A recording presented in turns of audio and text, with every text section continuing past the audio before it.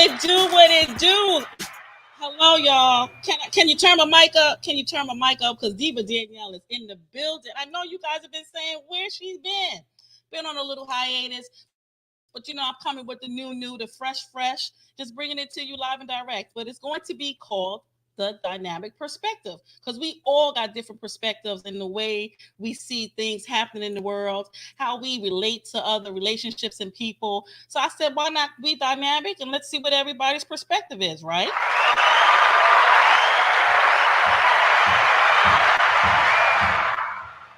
But before I jump into this Tuesday, I want to send my condolences to the Johnson family. For all those out here in Facebook land, I know you guys have read that Miss Cherie Johnson, the founder of Giving with a Golden Hand, lost her nephew due to murder. So I want you guys to take a time out just to visit her page, send your condolences.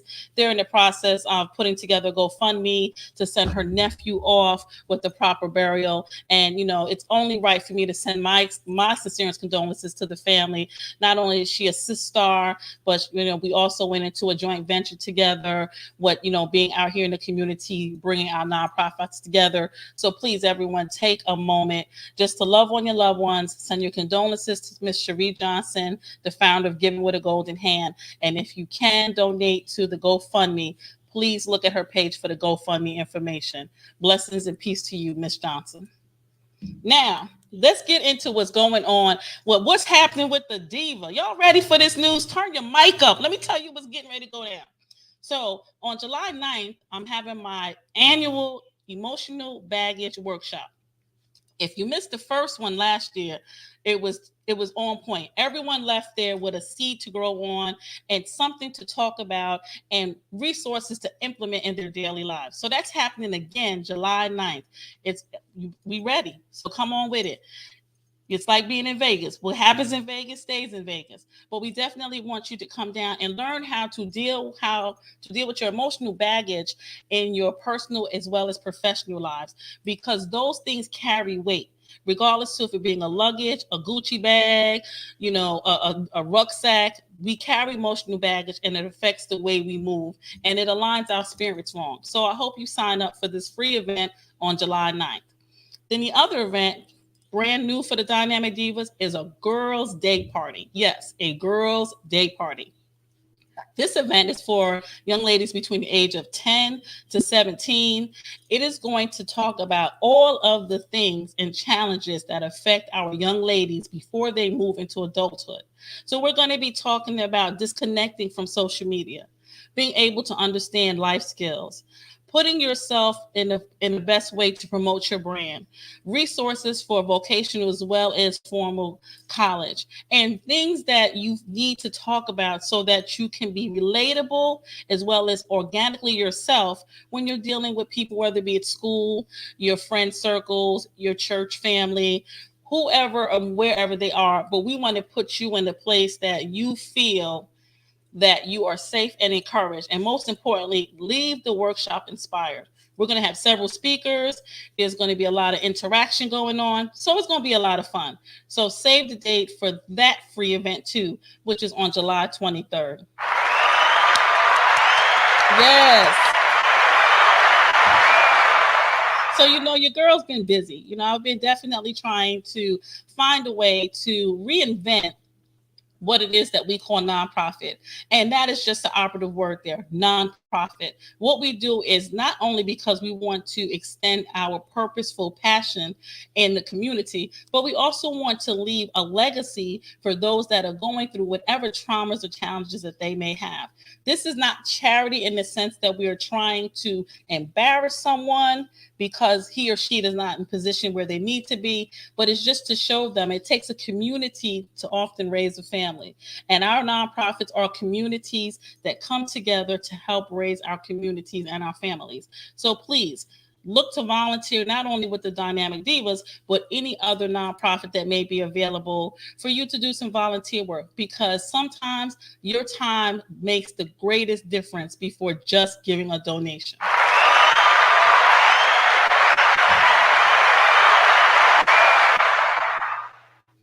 So now you guys know I'm bringing the heat and for this show. There's going to be so many fantastic guests on this show, and the reason why I selected the lineup is because I want you to not only hear what the testimony or purpose that the person is bringing during the interview, but I want you to take a little bit of their blueprint of how they engineered where they are today and apply it to your daily life. Because conversation is free, but if you have it and you use it towards your goal, then you can be successful in doing that. Because if you have goals and don't have a plan to get there, baby love, it's just a wish. And you know wishes come and go. So you got to have a plan, but you also have to find the resources to help you get there. So now it's all about open conversation. No more competition. We already been competing with one another for one thing or another. Let's communicate.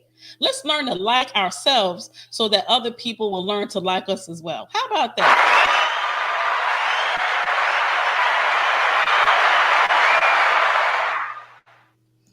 So I'm hoping that you guys enjoy the show. I'm excited to, announce our first sponsor for this show. I mean, it's a lot going on. So when I say that I have been truly blessed, and this guest that we're going to have today, it tugs on my heart. I swear I'm not going to get emotional because my makeup is beat, y'all. You see the lipstick, everything popping. I can't be looking like I'm raggedy on the show. But this person here has known me for, I'm going to say, over 30 years. That's a long time, y'all. Don't be trying to calculate my age, okay? I see y'all thinking, don't be trying to calculate the age. But this person has known me for 30 years and have seen the young Danielle to the mature Danielle.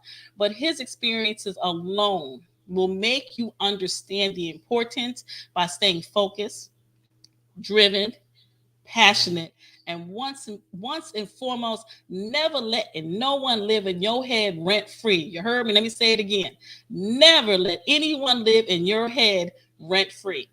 So he is going to bring you so much knowledge, and you're going to sit back in awe about all these things that he's accomplished. But, of course, we got to sometimes, get the bills paid. We got to get the bills paid. So we're going to take a quick commercial break. And then we're going to come back and we're going to jump into this interview. And then we're going to dialogue some more about some resources that are out there. And then, hopefully we get some people that want to comment on the show. And then, we're going to close out with some positive words and affirmations. So, as they say, baby love, it's time to pay the bills. But before we pay the bills, let me go ahead and sip on my tea.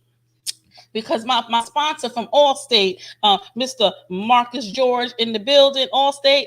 If y'all need some insurance, you need to holler at Mr. Marcus George because he made sure he took care of this portion of Dynamic Perspective is powered by Allstate Virginia.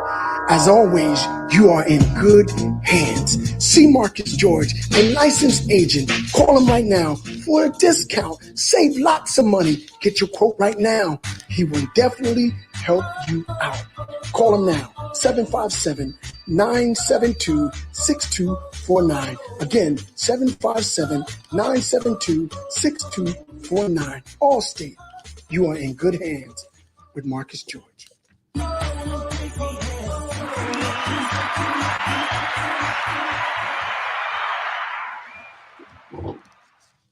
Well, we are back. So, I had to collect my notes because, I got to let y'all know the perspective be doing this research.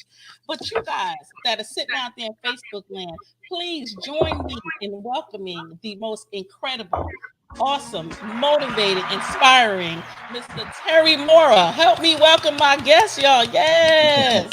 Hey, thank you for having me. What's going on? What's happening? Hey.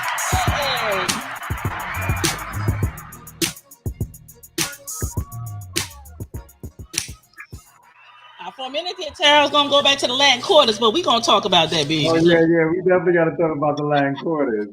So everyone here, I am so honored to have as my first guest, Mr. Terry Mora. If I had to describe Terry in one word, that word would be tenacious. Because he is so focused and so driven, and he's been so successful in all the things that he's done and he's accomplished in his life. And, when you hear the term, the hottest disabled entrepreneur in America, people are like, what? What do you mean by that? But I'm going to let Terry tell a little bit of his story. So everyone, Let's welcome Terry Moore and let him tell his story. Thank you, thank you for having me here. Well, first of all, it is an honor, true honor to be here. And as you mentioned before, we go way, way back. To oh my goodness, if I tell people how far we go back, we're looking at would you say 30 plus 30, years? 30 plus years. 30 plus Yeah. years. So it's definitely an honor, definitely a blessing. And a little bit about my story. Born and raised in New York City. So I like to say I'm a Brooklyn Queens child.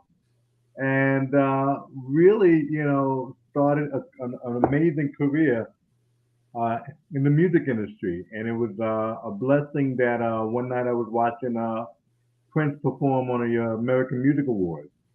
And I remember thinking to myself, wow, he's really having a lot of fun and he's getting paid to do it. That's what I want to do. I want to do something in the music industry where I can get paid and have a lot of fun doing it. So I literally sat down and I knew that I wanted to work in recording studios. So I sat down and literally pulled out the white pages.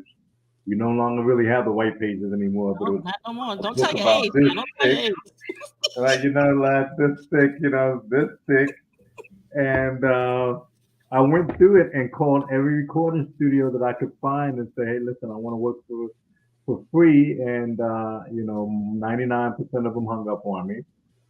But there was one or two out of the 99 that said come in. And started working for a recording studio for free in New York, Manhattan, 92nd Street, called Evergreen Recording Studio. And with that, I wind up really having an opportunity to work with people like Yoko Ono and Roy Ayers and Brenda K. Starr, who discovered Mariah Carey. Even though I wasn't an engineer, I actually came in as an assistant manager to open and close the studio every Sunday from 12 in the afternoon to 12 at night. So I literally worked 12 hours every Sunday without pay for about a year. Then I moved on to Billboard magazine where I worked at Billboard. Now this was the good thing about working for Billboard. Billboard started paying me, but again, it was really reaching out to a guy by the name of Harry Michelle. Shout out to Harry Michelle that called him every week and said, hey, listen, I want to come work for Billboard. And every week he would say, we don't have anything. Call me next week. And I did that for about 6 months until finally I picked up the phone and called him and he said, hey, we actually got somebody that's out sick today. Can you come in? And came in that day, did very well with black albums and black singles chart. That's what department they had me in. But that opened up the doors for me to work with Nelson George, who is one of Chris Rock's business partners, right. And Craig Coleman, who's now CEO of Atlantic Records, and Bill Coleman, who used to manage the group D-Light and Jody Watley. But one of the great things about Billboard magazine that a lot of people came up to Billboard, like Morris Day and Angela Winbush and the Bee Gees. And so, in fact, if you look through the door, my doorway, you'll see a frame that's hanging on the wall right past the doorway. And that's actually the autographs of the Bee Gees when they came through. And then I started working for a record label called First Priority Music. Yes. And came in as a radio promotion. Yeah, came in as a radio promoter and wind up. Nat Robinson said to me 2 weeks into my job, you're no longer doing radio, you're doing publicity. And I had no idea what a publicist was. And wind up doing publicity for MC Light, Audio 2, Positive Cable, Mishime. There's so many, I don't want to leave anybody out, but yeah, there's so many. Just had a great time just working at the label as a publicist for about 8 years. I think it was between 7 to 8 years. And came to Atlanta, started working for Coca-Cola for about 8 years, got back into the music industry, and now between public speaking, Legal Shield, and the music side, those are my 3 areas of business. Well, it's funny, Terry, because, going back in history, I remember the first time we met, you were at First Priority. Mm-hmm. And I remember standing next to Queen Latifah, not really knowing who she was, at the time. She, I met her as Dana, so it was like, you know, she's very pretty, and then that crazy old Milk from Milk Kids. You know, I still want my chocolate chip cookies. I have not forgot about my chocolate chip cookies. So Milk, if you watch, a sister want her cookies. I ain't forget. Okay, there you go. You know, just remembering how they were family. It wasn't, you know, now when you see everyone's heads kind of big as artists, you know, these were just people, we were just hanging out, having a good time. It wasn't the airs that, you know, it's put on. And I can appreciate those relationships, and then watching you move, you know, through the music industry to then one day seeing you getting ready to work on the album with Heavy D and KRS-One, I think, with Self Destruction, and you know, and meeting Danny O for the first time, and just knew like, oh my God, who is this person? So you have moved in the industry at a time where music was at its peak. You have seen, you know, you've seen the influences of those people from then and the artists that are today. So if you had to go back and say, if there was one artist that you really, really, really wanted to get with then to help cultivate them to music now, who would that be? Well, you know, I mean, there's so many people I would have loved to work with. I had the opportunity to meet Aaliyah. That would have been great working with her. Had an opportunity to meet Tupac. I never had the opportunity to meet Prince, although I met a lot of people in his camp like Jesse Johnson and Morris Day and Sheila E.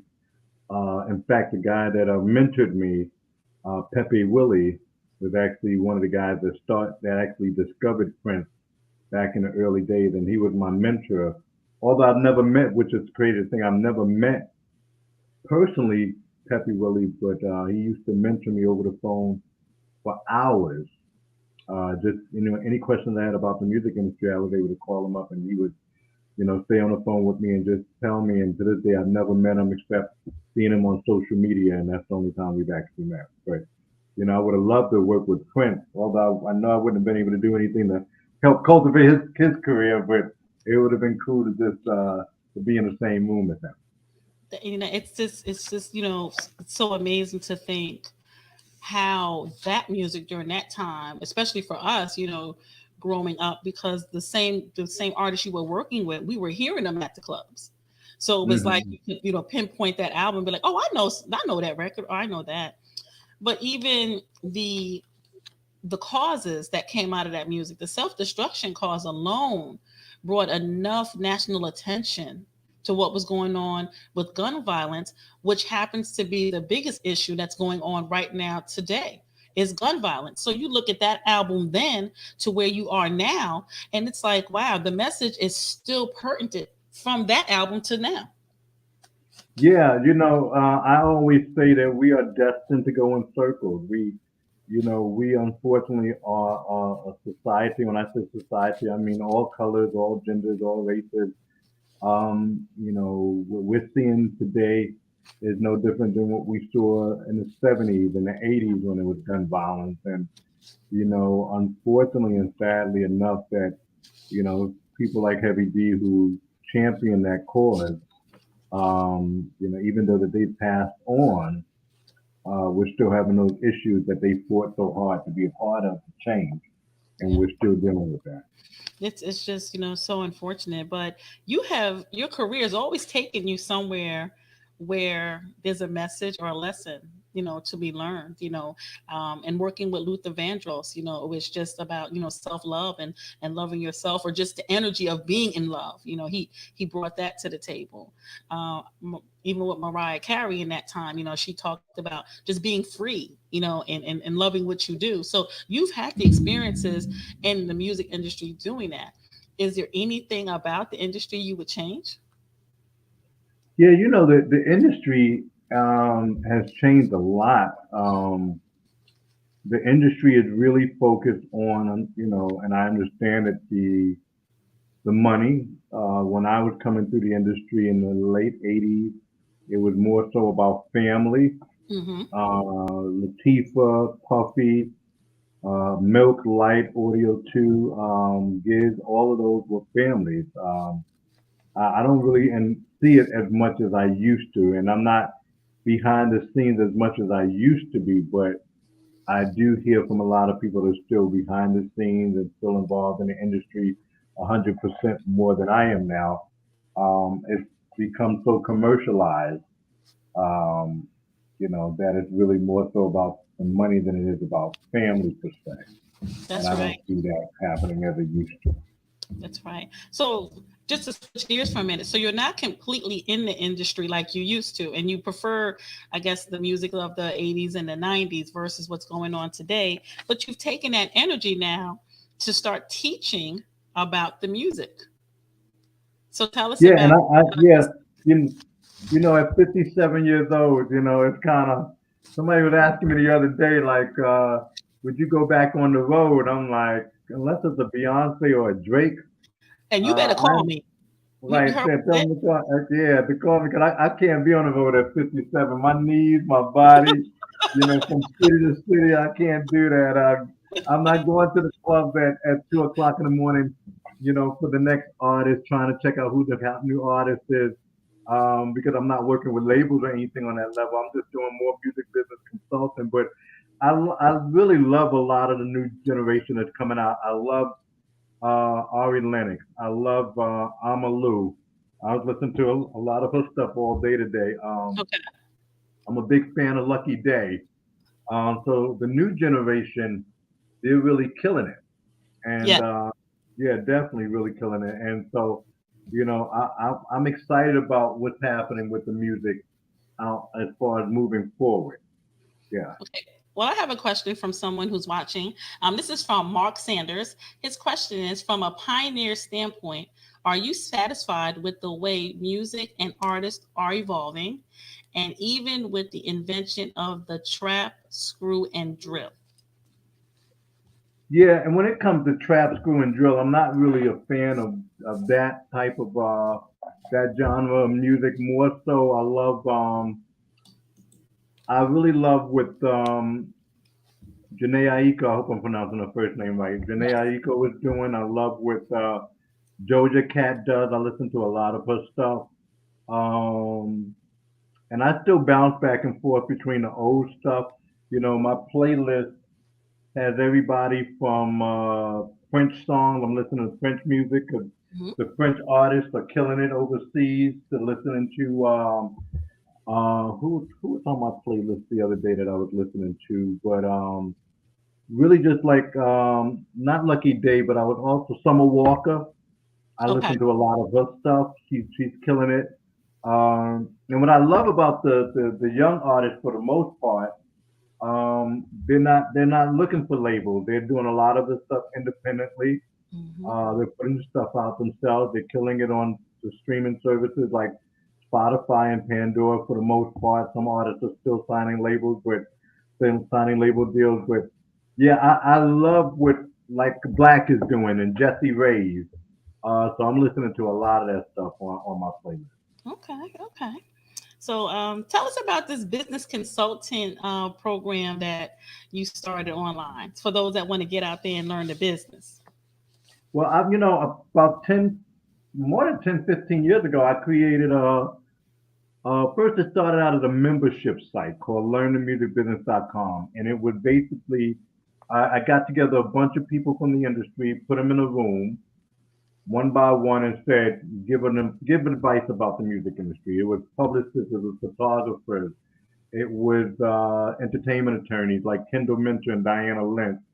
And one by one, they told their story about, music industry tips.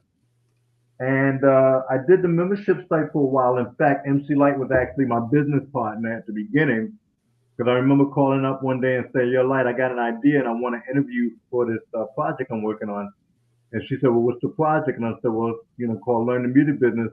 And she said, "Oh, that's a dope idea. I want to be a partner." And so we were partners for a couple of years. And then I took it from a membership standpoint to now that it's on Udemy, which is pretty much like online courses. Okay. Instead of having a monthly payment, you basically pay one fee to get access to the course for a lifetime. And Udemy does all the promotion.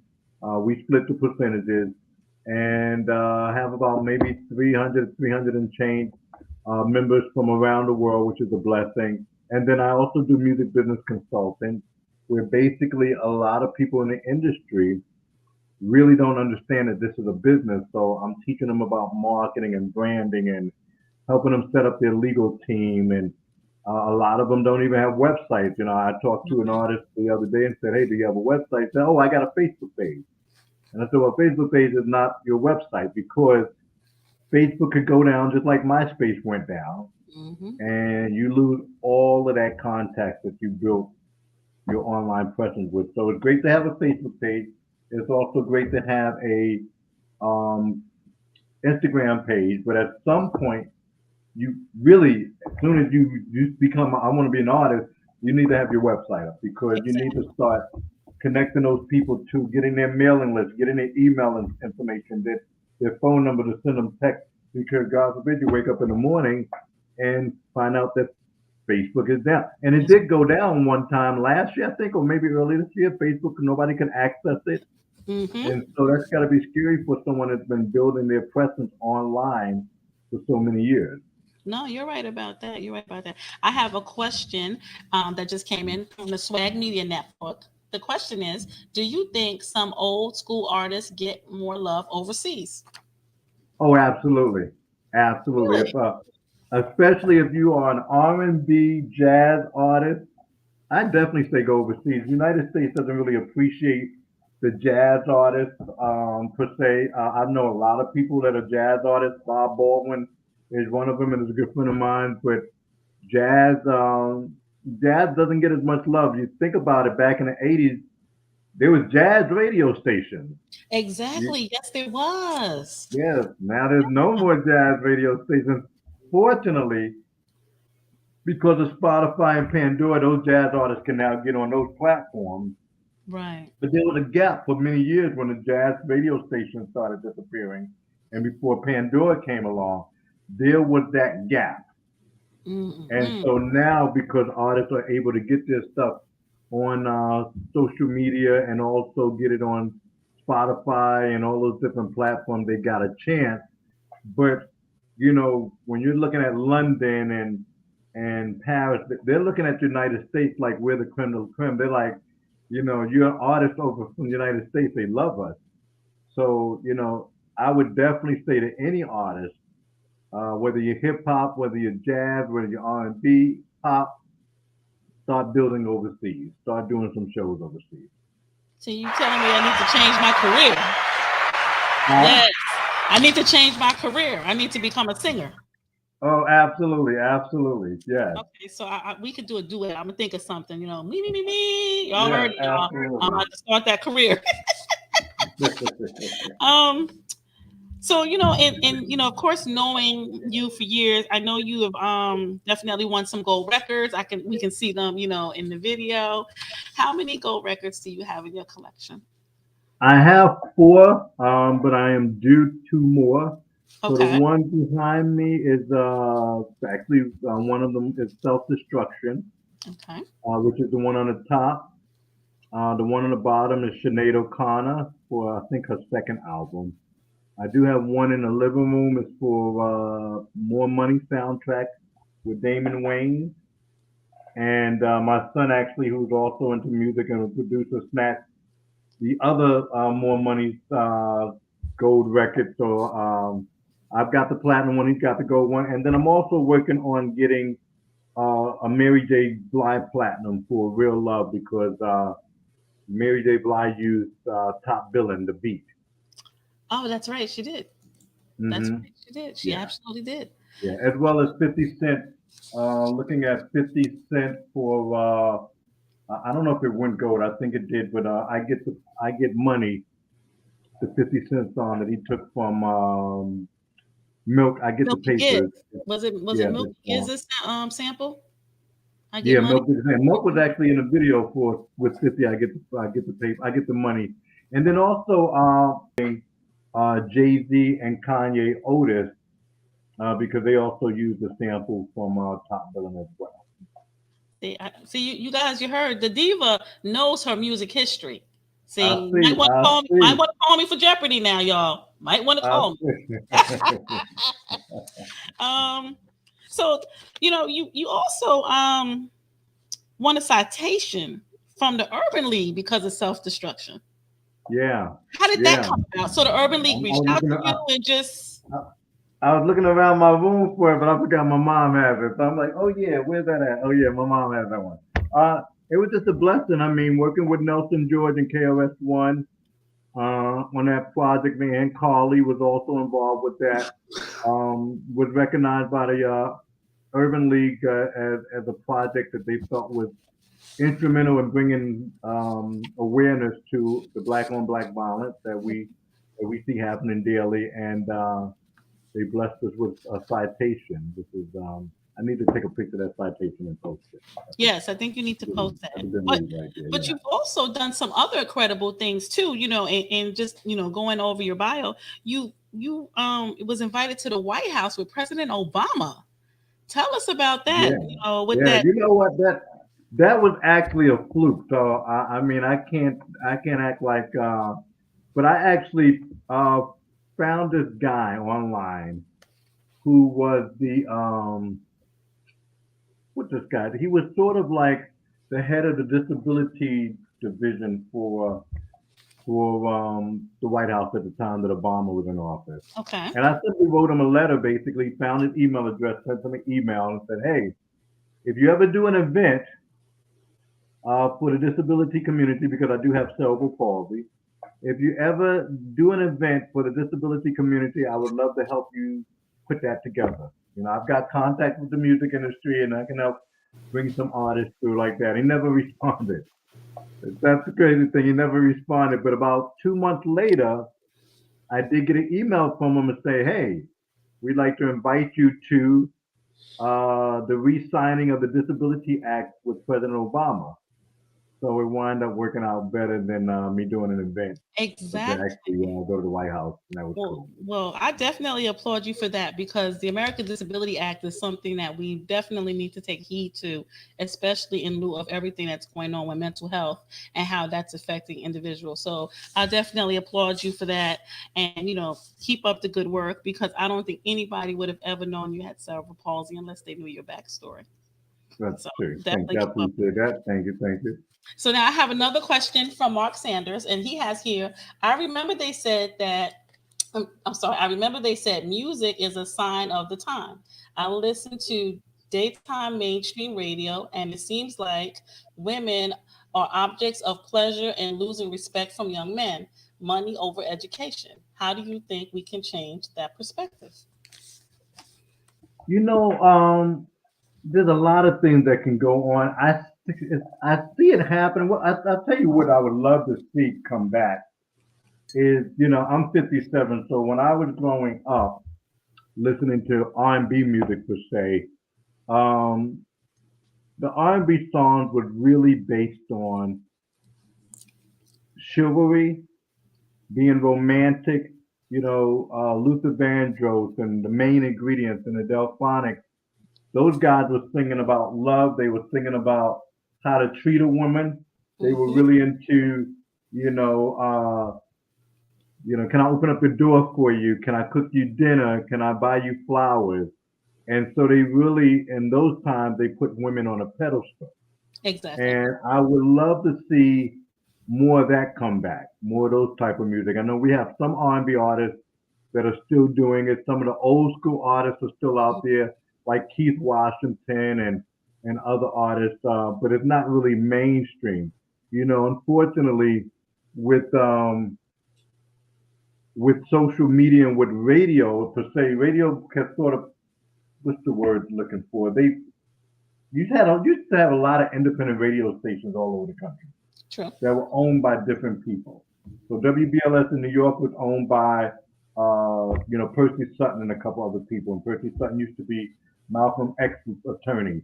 And then you had a radio station in Mobile, Alabama, WBLX, that was owned by somebody else, and B103. So you had a lot of independent operators that were playing different music. So I could be in New York and hear a certain sound, but when I went to Maryland, I heard different music that I didn't hear in New York. Mm. And then I went to California, they were playing something totally, completely different. Right. But one of the worst things that the music industry did, well, the radio industry did, and the music industry sort of allowed it, was they sort of let all the radio stations play everything across the country. So there was no diversity. And the music that they're playing is pretty much the same thing. You're hearing what you heard in New York, you hear that in California, you hear that in South Carolina. That's one of the reasons why Spotify is doing so well. You Mm. know, yeah, because people get that diversity. Yeah, That's good to know. A great question, Mark. Thank you. thank you. Um, So appreciate it. yeah. So now let's move on to you now, and now you're an author. So you've accomplished a lot from being a non-paid label worker to being a paid label worker to working at Billboard magazine to First Priority to launching this business consultant course, and you're also an author. So when did you find time to write these two books in between everything else you had going on? Opportunity. Yeah, Okay. opportunity. I still do from time to time, but I was putting up a lot of music stories. And the music stories that I was putting up was telling my my time in the music industry and working with different people. And I got a lot of people commenting saying, you should write a book. Okay. And I literally sat down and started putting all my stories together in one book and writing the book. So now Yeah. for the book where you talk about my music storybook, how a disabled kid from Brooklyn lived his dream. That book is probably an affirmation for many who are under the impression that he or she cannot live their dream because of. So when you sat down and wrote this book, did you think this book would be something that would inspire or motivate someone to really follow through? Or you just said this is Oh, something I need to put down and just have it down. What was the ultimate goal of this book? oh yeah, absolutely. When I wrote it, I wanted people to see it as an inspiration. Um, because, for example, one of the stories that I tell is that, like one of the chapters, if that's the best way to say it in the book, is that I was writing for a magazine one time and called a friend of mine at a record label and basically said, hey, you got this brand new artist that's coming out. She's really doing a lot of great things. I would love to interview her for this magazine. And the young lady at the label said, okay, I'll set up the interview for you. She's actually going to be in Atlanta. And I was in Atlanta at the time where I'm at now. She said she's going to be in Atlanta and she is going to be performing. So I'll give you the number to her hotel. And then she says something along the lines, her mom is going to pick up the phone and just let her know who you are. Tell her mom that you're going to call. And, at the specific time that I was supposed to call, I Hmm. reached out, called the hotel, and the mom picked up. And I had some questions written down that I wanted to ask this artist. So mom picked up the phone and said, hi, this is so and so from such and such magazine. She said, hold on one second, let me get my daughter.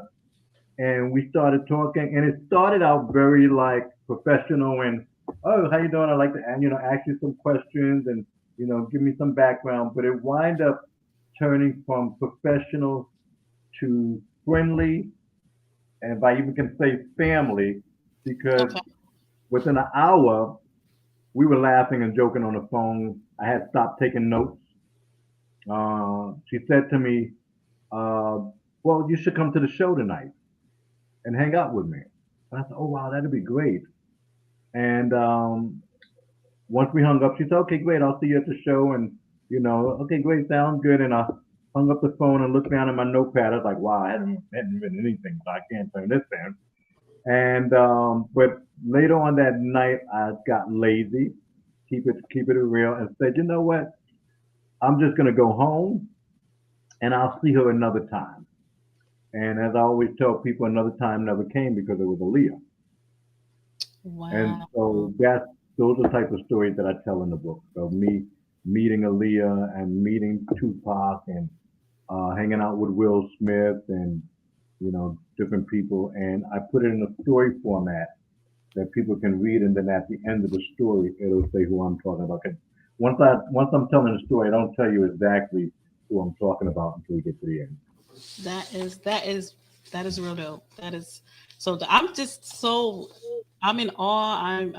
I'm just like over the moon, thrilled with everything that's happened in the music industry. But then you switched gears and now you're doing public speaking. Um, and you're out there talking Uh, about about music and your disability and how one strengthened the other. And then you I'm switched taking a picture gears. because I'm taking a picture of us zooming. You're taking a picture of a zoom in. Make sure you get the good side. Get the good side, baby. Look, let me pose. Look, All look. right. It Okay, happens good. on. Cool. It only happens on the dynamic perspective, baby. We do Yeah, shots. because I got two Okay. zooms working at the same time. So two of them work. So okay, so the question is public speaking. Why did I get into public Yeah. Why did you get speaking? into public speaking? Because I found that I can get paid to talk. Oh, you know what? All right, now you I heard was it. like, But see, you got something to uh, say. See that's important. I like that. yeah, I I was like, why not get? I had came across this guy named James Malachek. We're friends on Facebook. He probably doesn't even know this story, but he was telling a story, and I came across this story on the internet about how he started a public speaking career. And I was working at Coca Cola at the time. okay. And as I was at Coca Cola, um, I reached out to a gentleman by the name of Pete Babcock, who at the time was the general manager for the Atlanta Hawks. Said, hey, listen, I'm a public speaker. I would love to come and, work with you guys and do public speaking. He said, oh, well, you know what? We have something called the Atlanta Hawks Stay in School, where we take the players out and we go and talk to the kids at school. Now, they didn't pay me for that, but I did go out to different high schools with different NBA players from the Hawks. Dominique Wilkins was actually one of them, Okay. and talked to the kids. But the perks was Pete Babcock gave me some great tickets. I could call him up and say, hey, I need 4 tickets to the game tomorrow night. He said, no problem. And I'd be sitting behind the players bench. So, even though I didn't get paid, the perks was The definitely first were better. very cool. Exactly. Yeah, Exactly. and then I started reaching out to schools and posting my profile online about being a speaker.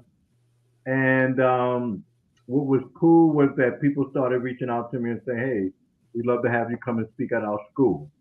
And the pay, like I say, was pretty good for 30, 45 minutes. That is wonderful, and I definitely want to now take all of that and show that how you jumped in now into the legal shield Now, industry, and now how you're mastering that. And it seems like that has kind of come full circle with the consulting part of it by being able to tell people you need to understand your contracts, you need to understand what your royalty points are. And now for you to be in legal shield. So like how does that work as far as a marriage between the two? well, one thing that's real cool about Legal Shield is that it gives artists the opportunity to be like a Tyler Perry, like a Oprah Winfrey. I mean, we have different benefits, but the three main benefits that I tell a lot of my clients is one, being able to contact the law firm and call them up and ask them any questions. Hey, I got a question about trademark. Listen, I got a question about copyright. Hey, should I be able to do this if I want to do X, Y, Z? Number two, hey, listen, I've got these contracts that I need you guys to take a look at, and they'll read the contract. But the one of the most important parts that our artists or my members have that even Oprah Winfrey per se or Tyler Perry don't have is they have 24/7 access to an attorney. So if they get pulled over at 2 o'clock in the morning, they can pick up the phone and say, "Hey, listen, I'm leaving the studios or I'm leaving the club. It's 2 o'clock in the morning. I just got pulled over. Uh, I need to talk to my attorney, and we'll get an attorney on the phone with you. That way, you can let the officer know, hey, listen, here's my information, but I want to let you know I've got my attorney on the phone." That And is it's literally like having a law firm on retainer for about $45 a month. And the team that I'm on is amazing. I'm on a team called Team New Vision. We got police officers that are actually doing Legal Shield. We've got the guy that does the Cupid Shuffle. He's actually a Legal Shield associate. So, and you know, it's a great business. I get paid to bring the members and a law firm together. Once they connect, Legal Okay. Shield pays me a residual income. But you know, every artist needs it. Everybody in the music industry really needs it. I mean, I'm not even talking about everybody outside because legal issues happen all the time, and some people don't think of legal issues. But if you've ever said, "Let me speak to your attorney," excuse me, "Let me speak to your supervisor," that's a legal issue. If you ever said, "I've got a speeding ticket and I got to go to court and try to fight this ticket so my insurance doesn't go up," that is a legal issue. I had somebody call me up about a book proposal. Say, "Hey, we want to have you write a book, and we're going to pay you X amount of money, but first you have to." First, they told me I had to pay up front Right. to get the book published, and I was able to say, "Well, send me the information. Let me have my law firm take a look at it."